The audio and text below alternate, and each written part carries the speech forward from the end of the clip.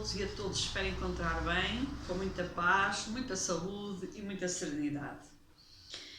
Hoje venho partilhar este vídeo na sequência dos eventos do último fim de semana, isto é, sexta-feira passada, que foi realmente a entrada de Plutão retrógrado, e depois, no dia 30, sábado, com uma lua nova em Touro e acompanhada com um eclipse solar, como foi largamente anunciado. Nós estamos nesta primeira semana pós-lua nova e pós-eclipse solar. E é sobre este tema que eu hoje queria falar. Para quem não me conhece, o meu nome é Manuela Tavares, sou o rosto e a pessoa por trás do projeto Terapias Melhor Holística, formadora e consultora de mesa radiónica e de radiestesia e facilitadora de cursos de autoconhecimento e desenvolvimento espiritual. Tens tudo sobre mim em www.terapiasmelhorholística.com. Acesse ao meu Facebook, Instagram, blog e canal de YouTube. Feita a apresentação, vamos então a factos. Estamos realmente apenas no início de uma lua nova, lua essa em Touro, que veio acompanhada de um eclipse solar que normalmente traz sempre consequências para tudo e para todos, e precedida de um planeta como Plutão, fortíssimo, apesar da sua pequenez, ele é fortíssimo, em retrogradação. E começaram as especulações e começou-se a pensar que isto realmente poderia, pode e vai, com toda a certeza, criar imensos desafios e imensas vicissitudes na humanidade nos próximos 6 meses. Ainda por cima, porque este ano é um ano cheio realmente destes eventos e ainda em maio, mais concretamente no dia 15 de maio, 15-16 de maio, temos outro eclipse, desta vez lunar. E depois iremos ter um outro solar, mas apenas por outubro. Apenas, que é como quem diz, meio ano passa num instante e as consequências de um depois vão engatar nas consequências do outro, mas vamos ver o que é que nos dizem as coisas, o que é que nos vai fazer evoluir e aprendendo com todos estes eventos. Normalmente os eventos são muito, mal era se assim não fosse, são muito subtis e às vezes as pessoas pensam numa catástrofe épica de proporções estratosféricas, mas se assim fosse, então realmente a humanidade pagaria um preço, não era elevado, era sem valor inclusivamente, porque não haveria valor para uma semelhante catástrofe. Pode acontecer, pode, a qualquer momento sim.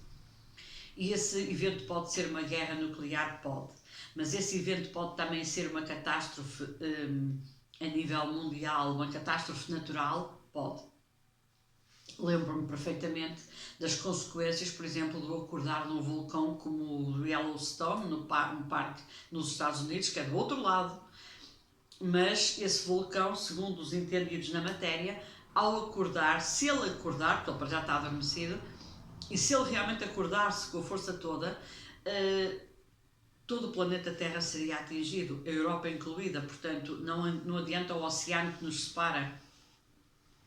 Não há distâncias para a potência daquele vulcão. E por isso, sim, realmente seria teria consequências épicas. Lembro-me, por exemplo, também outra situação, que todos nós temos essa consciência, até pelas aulas de geografia que tivemos na escola, que será realmente aquela fenda de Santo André, aquele anel de fogo que está ali também à volta da Califórnia e da América do Sul, abrir, e realmente todo o sismo da Big One, como eles dizem, que estaria previsto para aquela zona acontecer, as consequências não seriam só para o continente americano, seriam para o mundo inteiro, com toda a certeza, e aí estaríamos a falar de uma catástrofe de proporções épicas também. Mas, para já, vamos, de grau a degrau, step by step, o universo vai fazendo o seu trabalho. O caracol voltou a acordar, ele também nunca está a dormir, mas desta vez ele acordou de surpresa e está a provocar alguns sustos, não só na Indonésia, como todos os países à volta da Indonésia, para já. Tivemos esses furacões todos na própria Rússia, na Bielorrússia, no México, na Índia. Curiosamente, no dia 28, portanto, no dia que antecedeu a entrada de Plutão em retrogradação, houve está a haver um vulcão na Antártida. A Antártida está a sofrer um degelo enorme e esse degelo está a provocar medo a muita gente. E esse medo não tem apenas a ver com o degelo e com as consequências para o planeta em termos de... Estava a falhar agora a palavra, em termos meteorológicos, se assim quisermos dizer. Esse degelo pode realmente expor segredos que estão escondidos debaixo do gelo. Esta é também uma das teorias que existe em cima da mesa, nomeadamente de alguns físicos, eu falo de físicos mesmo, portanto, pessoas da ciência, mas que também não descuram todo o lado esotérico e espiritual da vida e, portanto, fazem as suas investigações com estes dois pratos da balança, porque é assim que deve ser feito. E realmente a Antártida poderá vir a ser uma das maiores surpresas que a humanidade vai ter nos próximos tempos se realmente este degelo continuar e este vulcão começar a demonstrar determinadas coisas. Existem várias hipóteses em cima da mesa, uma delas é que existem vírus e bactérias hipoteticamente congelados, digamos assim, ou pelo menos ali colocados de tempos imemoriais e que poderão vir a outra vez ficar de novo ativos. Mas existe uma outra hipótese, esta muito curiosa e muito interessante, pelo menos pela parte que me toca, porque adoro estudar estas coisas, que será haver na Antártida vestígios da famosa Atlântida.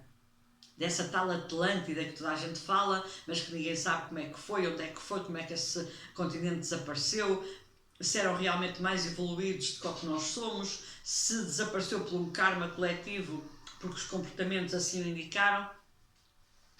E, segundo teorias de alguns cientistas e estudiosos da matéria, o degelo da Antártida não só provocará efeitos na Terra em termos de temperaturas, em termos de, inclusive de fauna e de flora e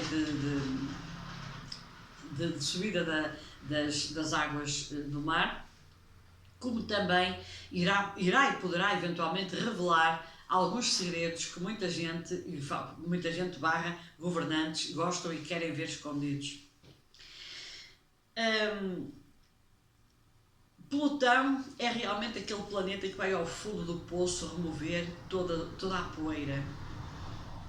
Plutão vai lá abaixo levantar tudo aquilo que está escondido, todo aquele lodo, toda aquela putrefação que muitas vezes está debaixo das pedras dentro de um lago ou de um poço e que ninguém lá quer mexer, e Plutão vai lá e levanta e traz tudo para a superfície. E com isto o efeito Antártida terá os seus motivos, mas também temos que aguardar e esperar, e eu particularmente espero isso, quase sentada de camarote, pela revelação de alguns segredos muito escondidos, nomeadamente a nível religioso. Realmente as religiões têm muito a temer com esta conjunção astral e veremos nos próximos meses, semanas, dias, nunca se sabe quando, o que nos trará este Plutão retrógrado, o que nos trará este eclipse e o que nos trará toda esta conjunção astral que vai exigir à humanidade, exigir ao mundo, exigir a tudo e a todos a revelação de algumas verdades que não podem e não devem continuar a ser nem ocultadas, nem mantidas nesses segredos, desses cofres e dessas bibliotecas cavernosas das profundezas de algumas religiões. E por isso aguardemos, porque existem vários tipos de bombas atómicas e nem todas são realmente bombas no sentido literal da palavra. Eu estou-me a lembrar que pode existir uma bomba atómica, uma bomba nuclear, e é mesmo nuclear, é o núcleo que vai ser arrebentado, de tudo que está ligado ao cristianismo e particularmente ao catolicismo, de tanta mentira que foi dita ao longo destes séculos, 2000 anos pelo menos, e de tanta crença que fizeram passar para a humanidade, que algumas delas eventualmente poderão ser redondamente falsas ou pelo menos deturpadas. Basta juntarmos e vermos o número de pessoas cristãs e católicas que existem no mundo, o poder do cristianismo e o poder do catolicismo no mundo. Nunca esqueçam que a religião católica é a única que tem um Estado, e isto poderá ter realmente proporções, aí sim, estratosféricas, porque eu acho que a humanidade, na revelação de determinados segredos, nunca será a mesma. Touro é um signo de terra. Touro é um signo de terra com fogo dentro. Embora o touro seja um animal lento, mas também é um animal de carga. Embora o touro seja um animal aparentemente pacífico, mas ele quando investe leva tudo à frente. E touro tem a ver com a terra e, portanto, tem a ver com tudo que a terra nos dá e é da terra que nós vivemos.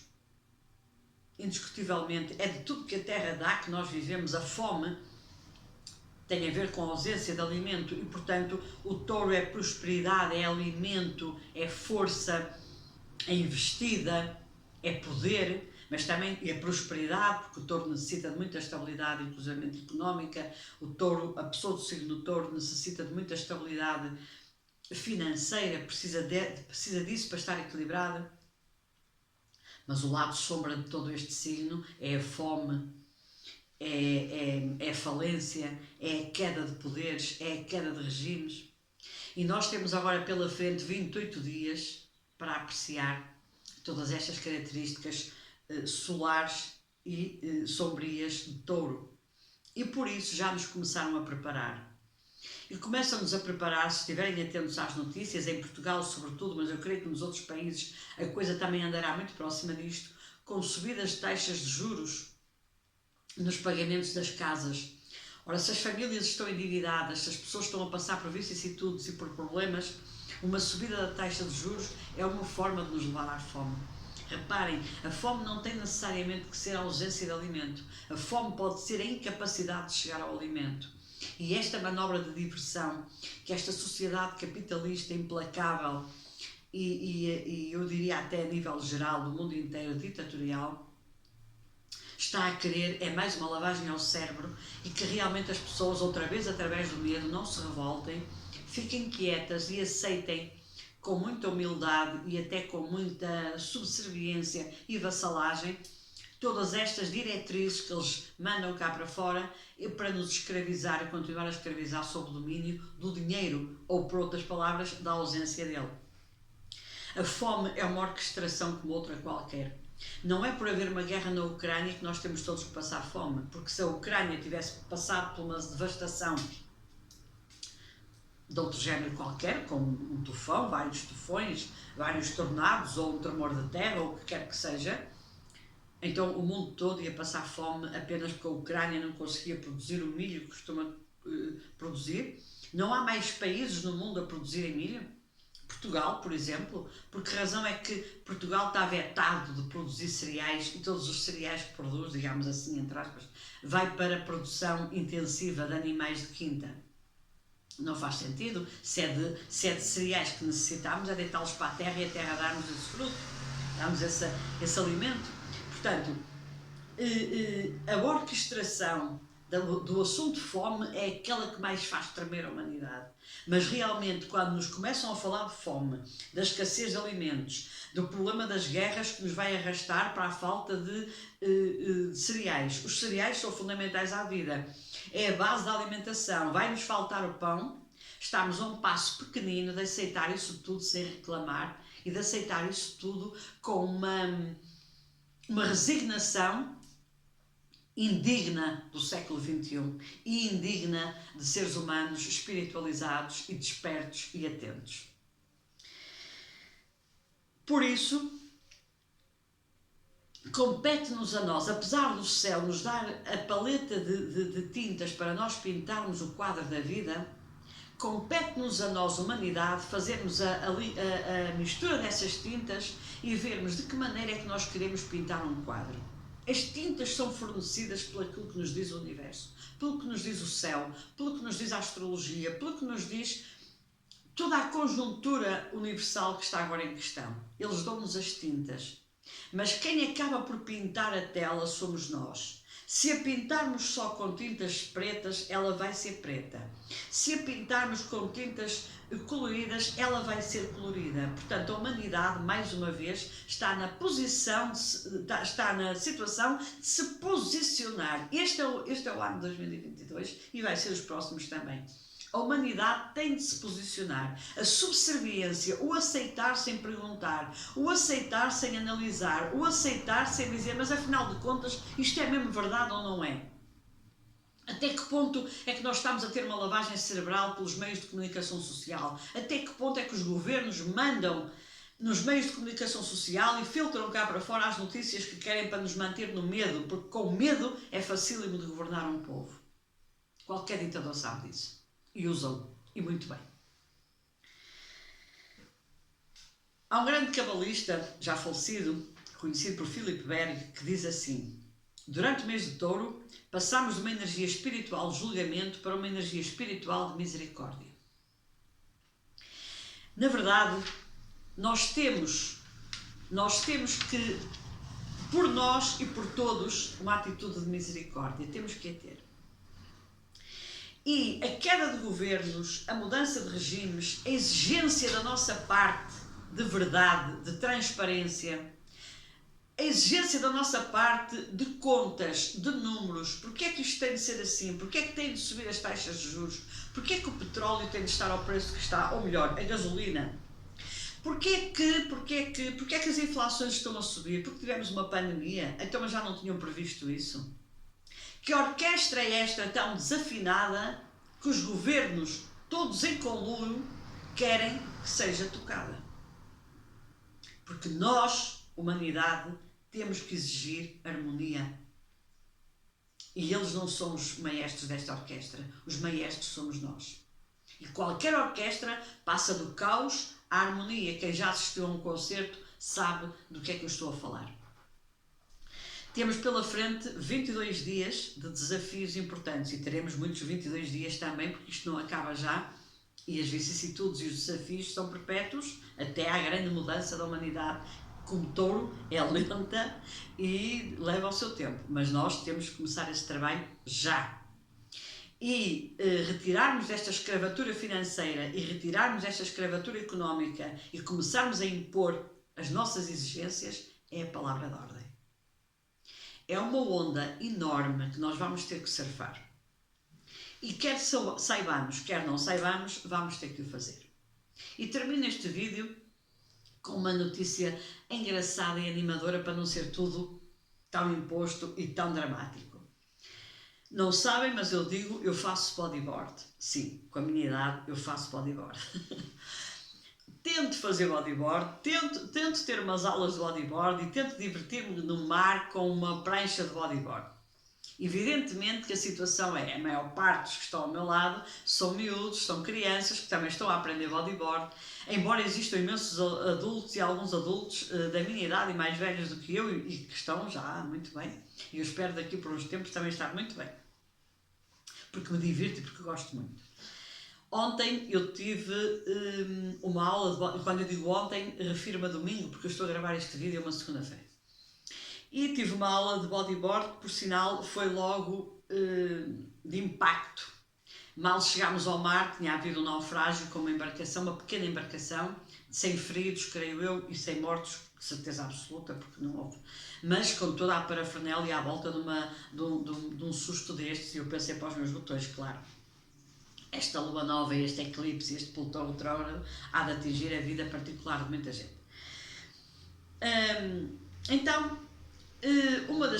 Ontem a minha turma era particularmente infantil, porque os adultos, por motivos vários, foram outros dias a outras aulas, porque há aulas vários dias, e também alguns terão faltado, com certeza, porque a vida assim nos obriga.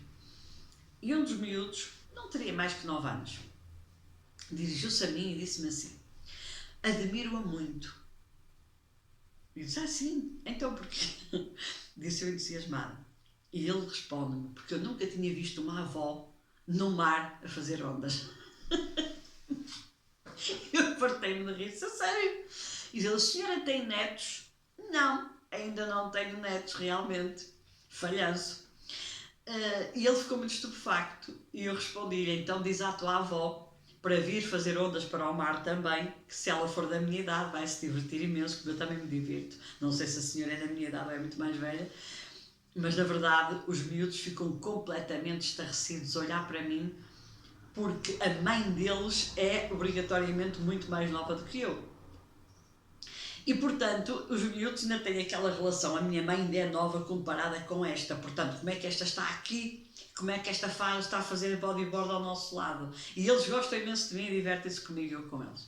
Isto foi de rir, eu fartei-me de rir. Aliás, eu disse para o professor: eu hoje já ganhei o dia, porque tive uma criança que me disse: que está muito admirado comigo e que me admira imenso porque nunca tinha visto uma avó a fazer ondas. Portanto, foi uma galhofa pegada a aula toda. Mas sim, não importa a nossa idade, esta onda que se nos depara pela frente, preparem as pranchas porque nós vamos ter que a surfar. Saibamos ou não, com quedas ou sem quedas, com mais perícia ou menos perícia, com mais prática ou menos prática, mas a humanidade tem de deixar de estar sentada na areia a ver as ondas a ir e a vir sem ter nenhuma intervenção e não usufruir desse dom que Deus nos deu e que o universo nos proporciona, que é a nossa capacidade de ação. E por isso, peguem nas vossas pranchas de bodyboard ou de surf e sim, estou a falar em termos metafóricos, mas já agora também em termos práticos podem e devem ir para o mar, países que tenham mar, porque é realmente delicioso fazer estes esportes aquáticos. Todavia, está aí. As ondas estão a chegar, cada vez mais altas, cada vez mais exigentes e cada vez a exigir mais de nós. Seguremos as nossas pranchas, mas nunca desistimos.